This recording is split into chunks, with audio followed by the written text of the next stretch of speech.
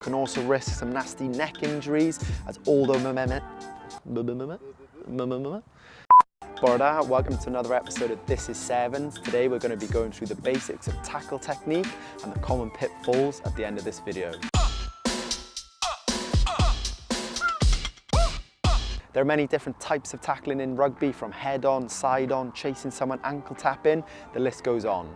Today we're going to be looking at the very basic tackle where a defender is coming to one side of you. We'll do more videos on different tackle techniques, so let us know in the comments below which one you want to see next. But with this tackle technique, you'll be able to tackle safely and effectively and apply the same principles to most scenarios. When it comes to tackling in rugby, making contact anywhere from the shoulders down is normally acceptable. You can still be penalised for tackling below the shoulders if you do things like shoulder charging or not wrapping your arms, so good technique is key. As a defender, you want to give yourself the best chance of completing a tackle. How you line up in front of the attacker is key to this. So the ball is being passed from Dai's right-hand side, and in this scenario, it's a one-on-one tackle with space either side of you as a defender. In different scenarios, you'll need to have different alignments. In this scenario, you don't want to be directly in front of the defender, as it's going to give him both sides to attack you on. Equally, you don't want to be too far inside them, as this will leave too much space on the outside for them to attack. This could lead to you over chasing and being stepped back on the inside. Ideally in this scenario, you want to be just inside their inside shoulder, as this gives them fewer opportunities to attack on. So there's less space for you to cover if they choose to attack you on the outside, and equally you're in a better position to cover the step back inside. So moving towards the tackle, it's so important that we manage our speed. If we approach too quickly, an attacker with good footwork will beat us easily. If we approach too slowly, we'll give them too much space to run into. So the way we manage our speed is to chop our feet as we approach the tackle. This will allow us to change our height and direction as we need to complete the tackle. Chopping our feet involves taking smaller steps as we get closer to the tackle and dropping our height. A little pro tip, which is especially important in sevens, is to try and stay as square as possible as a defender. Attackers are looking for reads from the defender, which helps them make the decision on whether they're passing, running or kicking, and they're looking for things like turned shoulders, over chasing, and that's how they make their decision. If you watch the best defenders, they keep their shoulders and their hips square for as long as possible and give the fewest reads to the attackers. This allows them as good defenders to move forward, left or right as they need to make the tackle. Now we have lined up and approached the tackle in the correct way, it's time to initiate contact. We want to drop our height as we come towards making contact, and if you're starting off in tackling, the best place to aim for is the legs. We want to hinge at the hips, but still keep our legs moving. We want to make contact with their legs with our shoulder, and getting a good firm shoulder contact is key to making a strong tackle. As a general rule, if the attacker is running to our right, we'll use our right shoulder, and if the attacker is running to our left, we'll use our left shoulder. It's also really important to make sure we're looking after our head when we're tackling. We've only got one brain, and it's really important you look after it as best as possible. So if the attacker is running to our right, we're hitting him with our right shoulder, but we're looking to get our head behind his body on the left-hand side.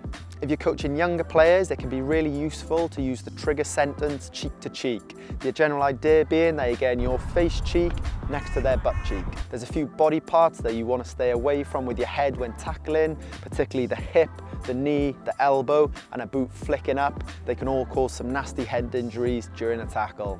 If you get your head in front of the attacker, you can also risk some nasty neck injuries, as all of the momentum will be going through you in that tackle.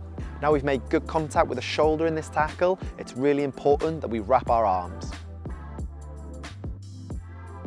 Firstly, we need to do this so we don't get penalised by the referee. As I mentioned earlier on, shoulder charges aren't allowed in rugby.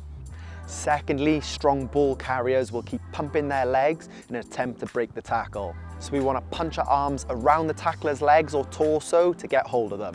If you're coaching younger players, it can be useful to teach them about the band of steel, which is where you look to connect your arms on the other side of the attacker, making a circle. As you get more confident in a tackle, it can be really useful to look to grab a leg, as this will really help you dictate the attacker's momentum.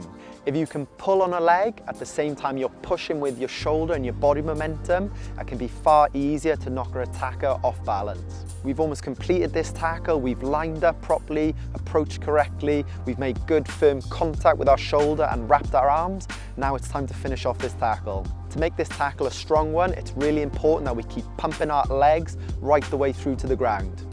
By continuing to pump our legs, we'll be using our full body momentum and dictating the tackle, rather than just accepting the tackle on the attacker's terms. Once you've completed the tackle, it's time to get out of there. You'll be penalised for blocking the attacking team from getting to the ruck. The easiest way to do this is to roll to the side and get back onto your feet. Once you're back on your feet, you can get back into the defensive line, you could jackal for the ball or fire through the ruck. Now moving on to some common pitfalls when tackling. Firstly, lunging or diving in. Big dive tackles can look really cool, but if you don't keep your legs moving into a tackle, it'll be really easy for a defender to brush you off. Secondly, planting your feet, which is commonly called sitting on the toilet, can make it very hard to catch back up to the defender if they step late during a tackle. Dropping your height and your head too early, ready for the tackle. Personally, this is something that I work on most, particularly being a slightly smaller player. You need to dip as late as possible into that tackle. The next one is trying to tackle the player too high. In terms of centre of gravity and momentum, it makes it even harder to knock this player off balance, and they can introduce things like a handoff, which make it more difficult to tackle them. Lastly, not being 100% committed to a tackle is one of the most common pitfalls. Rugby is a brutal physical contact sport, and you need to be 100% committed to everything you do. Anything less than 100%, I guarantee this is when you start to pick up more injuries and missing more tackles. Diolch yn fawr for watching another episode. If you have any questions about this video, drop them in the comments below. And as always, a like and subscribe will really help us grow this channel.